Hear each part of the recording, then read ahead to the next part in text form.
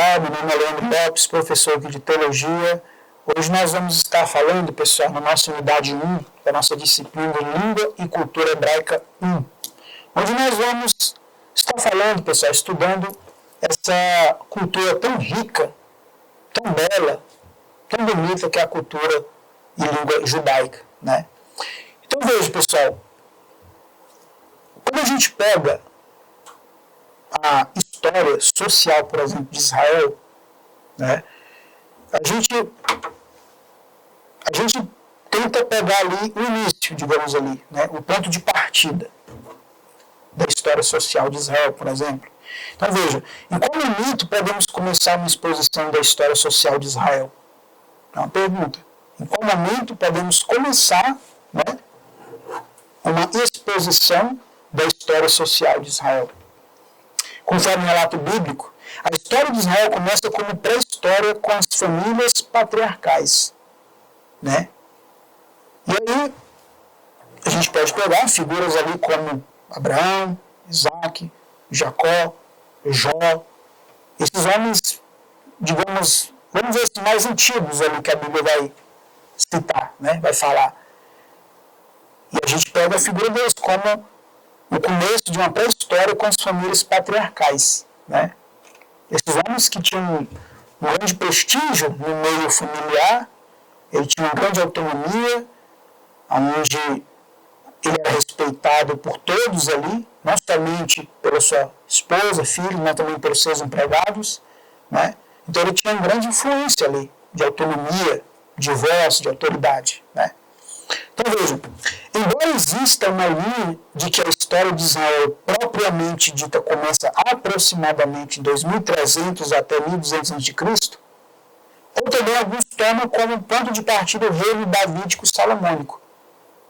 Ou seja, alguns dividem a história de Israel ali dentro desse período, de 2300 até 1200 a.C., que vai pegar a parte ali dos patriarcas e tudo mais. Já outros que já dividem a história de Israel a partir ali do reino davídico-salomônico, né? Ou seja, de Davi e Salomão, seu filho, que foi aquele que sucedeu ali ele ao trono, né?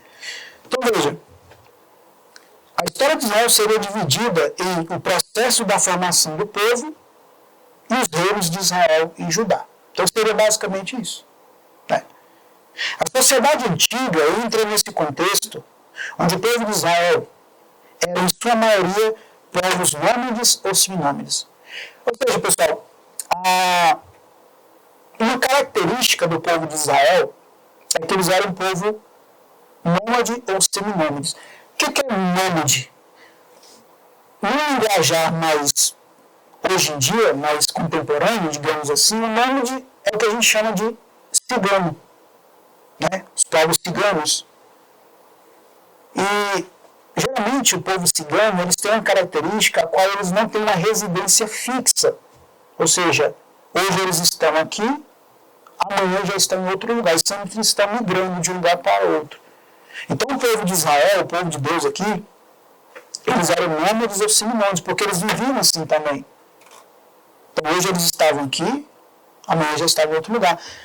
Basta a gente lembrar, por exemplo, lá no livro de Números, onde a nuvem ali é a que estava guiando o povo.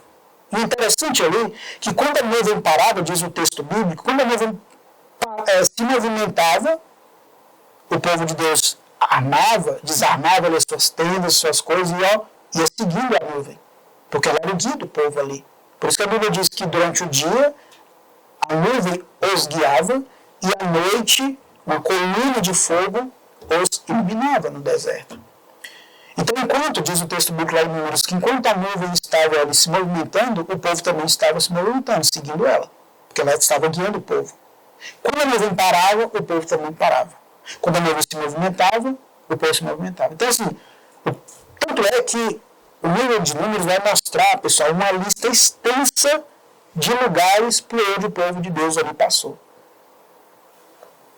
E é interessante que quando a gente faz uma análise ali do livro de Números, o povo de Deus, tendo essa característica, né, de nômade, eles vão estar também sempre numa espécie de marcha. marcha de exército mesmo, sempre numa rota de marcha, sempre marchando. Né?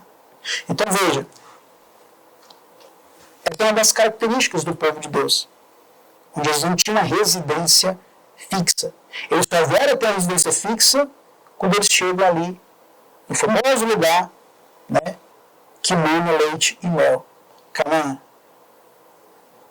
Então ali, por isso que na antiguidade, muitos teólogos ali interpretaram dizendo que a Canaã, sendo aquele lugar que foi lugar de descanso para o povo de Deus, lugar de moradia, muitos interpretaram que Canaã ali, fazendo uma alegoria, né? Canaã ali seria uma espécie, seria como se fosse a Canaã celestial, como o objetivo final, né? Como o objetivo alcançado. Então Canaã ali onde o povo ficou, residiu, seria ali uma espécie de alegoria, né? Seria a Canaã celestial, o céu, lugar de descanso, lugar com objetivo final, né? Então veja, a imagem bíblica da constituição de Israel como povo é tida como duas histórias em relação às suas origens. Uma vez Israel remonta ao grupo de nômades criadores de gado pequeno. Essa é uma outra característica do povo de Israel. Eles eram um povo agrícola, um povo que criava gado pequeno. Segundo, Israel descende de um grupo pequeno, um grupo de hebreus, fugidos da corvéia egípcia. Existe todo um debate aqui, pessoal, também, porque alguns entendem que o termo hebreu, em alguns momentos, ele vai ser muito associado a um termo chamado Apiru. Apiru era um grupo ali que acaba sendo classificado como um povo marginalizado. Um grupo errante, um povo errante. Né? Tanto é que o próprio termo hebreu, dentro daquele contexto ali do Antigo Egito, era um termo considerado até preconceituoso, um termo pejorativo hebreu. Né? Olha lá o hebreu. Né? Só que alguns entendem também que o termo hebreu vem de um ancestral do povo de Israel, chamado Éber. Né? E daí que veio a palavra hebreu, viria desse homem, que é o ancestral antigo ali do povo de Israel, chamado Éber. Né? Então veja, nas fontes extras bíblicas, como a fonte egípcia, por exemplo, os hebreus, esse pequeno grupo criador de gado pequeno, recebem acolhida. Eles estão acolhidos ali. Assim também se conta acerca das famílias patriarcais que encontram no Egito em tempos de necessidade como em épocas de fome. É claro que isso aqui, pessoal, dentro das fontes extra-bíblicas, ou seja, fora da Bíblia, fontes fora da Bíblia, mostram que, na verdade, os hebreus, esse pequeno grupo de gado pequeno, eles foram acolhidos.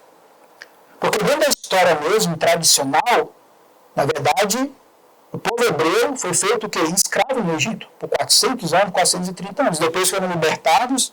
O próprio Deus, quando tem aquele encontro ali com Abraão, ele vai dizer, olha, toda essa terra aqui é sua, Abraão.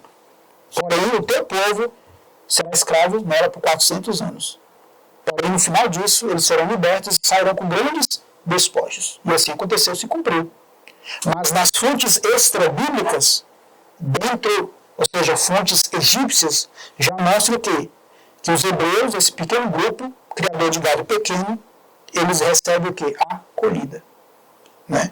Assim também se conta acerca das famílias patriarcais que encontravam no Egito em tempos de necessidade, como em épocas de fome. Isso é, de fato, na história tradicional, pessoal, ali, no texto bíblico, no Antigo Testamento, o Egito, esse grande império, ele foi ali um lugar onde muitas pessoas ali do mundo iam até lá por causa da fome que a terra passava. E a gente vai ver alguns momentos que o povo de Israel foi até o Egito por conta da necessidade da fome que estavam passando. Tanto que a história de José, o que foi vendido pelos irmãos, né, a famosa história de José, que acabou ali ficando em segundo lugar depois de Faraó, estava nesse contexto de fome. Né? Por quê? Porque o Egito era um império dominante no mundo na época. Então veja, na literatura bíblica, aliás, haverá muito essa relação do povo de Israel e o Egito. E de fato vai ter essa conexão. E isso até lá no Novo Testamento. A gente vê ali, quando Herodes determina ali a morte das crianças ali, José e Maria vão se refugiar onde? Egito.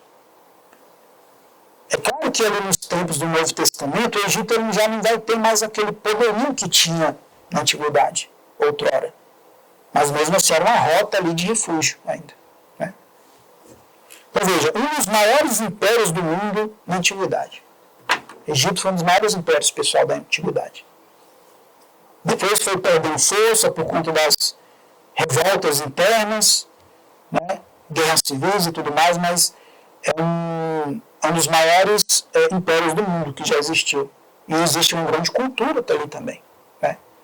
Então, pessoal, nessa unidade 1, nessa primeira aula nossa aqui, uma espécie de introdução, a gente aprendeu que algumas características, né, do povo de Israel. Um povo agrícola, um povo pecuarista, um povo que tinha como característica que não tinha uma residência fixa, mas hoje estava aqui, amanhã estava em outro lugar, ficava um mês aqui, depois saía, depois ficava 3 meses em tal lugar, mas sempre numa rota, como se fosse uma marcha, indo ao seu objetivo final, que era a terra que mina leite e mel, Canaã. Então veja, nas fontes extras bíblicas, mostra que o povo hebreu foi bem acolhido. Porém, dentro da Bíblia mostra o quê? Que o povo de Deus ali foi escravizado, pessoal. 430 anos. E Deus levanta o homem ali, Moisés, para ser instrumento de libertação ali para aquele povo. Então, pessoal, nós finalizamos aqui a nossa unidade 1, nessa espécie de introdução aqui da nossa matéria de língua e cultura hebraica 1. Até a próxima.